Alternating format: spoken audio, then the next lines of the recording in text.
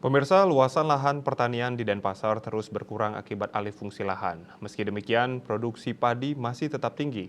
Hal ini akibat proses pembagian air yang cukup baik, yakni bergilir antar subak. Seperti pada tahun 2023 lalu, produksi padi di Denpasar mencapai 26.763,23 ton pada lahan 1.819 hektar.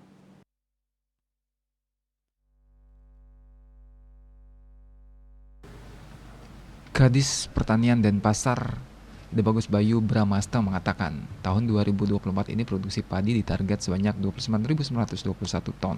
Sementara itu tingkat konsumsi beras di Denpasar mencapai 167,89 ton per hari. Kepala Dinas Perikanan dan Ketahanan Pangan Kota Denpasar, Debagus Mayun Suryawangsa mengatakan, rata-rata konsumsi per hari masyarakat mencapai 231 gram per kapita. Jika dikalikan dengan jumlah penduduk Kota Denpasar mencapai 716.800 jiwa, maka konsumsi per hari mencapai 167,89 ton. Di tengah kenaikan harga beras di pasaran yang terus terjadi, beberapa upaya dilakukan, seperti digelontorkan bantuan pangan pemerintah yang di Denpasar menyasar 4.562 kelompok penerima manfaat. Masing-masing KPM akan mendapatkan 10 kg per bulan.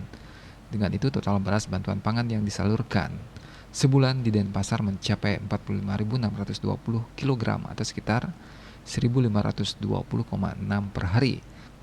Selain itu penyaluran beras SPHP dari Bulog juga diharapkan bisa meredam kenaikan harga beras. Penyaluran beras SPHP ini melalui pedagang di pasar tradisional atau toko kelontong. Asmara Putra, Bali Pos.